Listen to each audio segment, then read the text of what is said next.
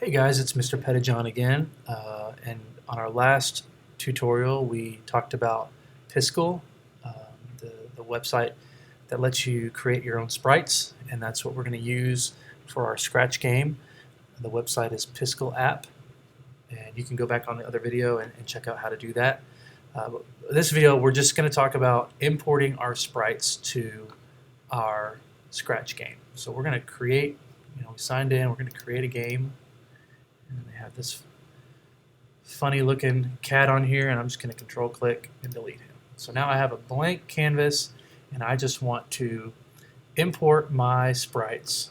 So I'll just title this Wild West because we had a cowboy that we were going to use as our main character sprite. So I'm going to show you two different things on here. I'm going to show you how to import your sprite and then an easy way to resize if it's too big or too small. So the first thing we're going to do is, under this new sprite, you've got all these options. They have a library of sprites that you can choose from.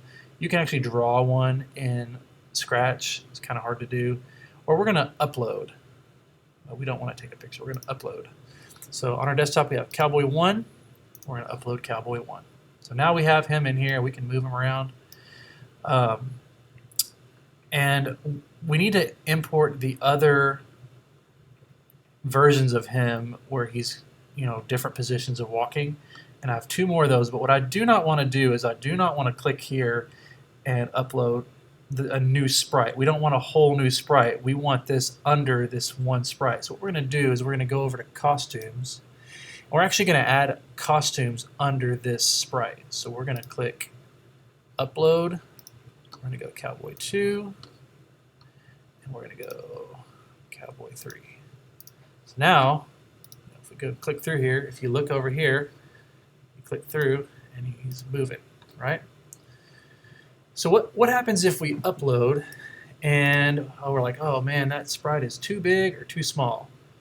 And for some reason, Scratch is giving me some problems, but we'll go ahead and keep going while that's saving. What we're going to do if we want to resize is I'm just going to put a little flag here. That just starts the game. I'm going to put the flag in there, and then if you go to looks, you can set the size to a percentage. Now, why would we set it to a percentage and not change the size by 10? Well, the reason is if you set change size by 10, then every time you click the flag, it's going to keep shrinking it every time you click, or keep enlarging it and enlarging it over and over again. So if we set size to a percentage, it's going to be consistent. So let's say we think he's a little too big. We're going to put him at 80%. So now when I click that flag, it's going to set the size of the cowboy to 80%. So when I click this, watch what happens. So he shrunk down.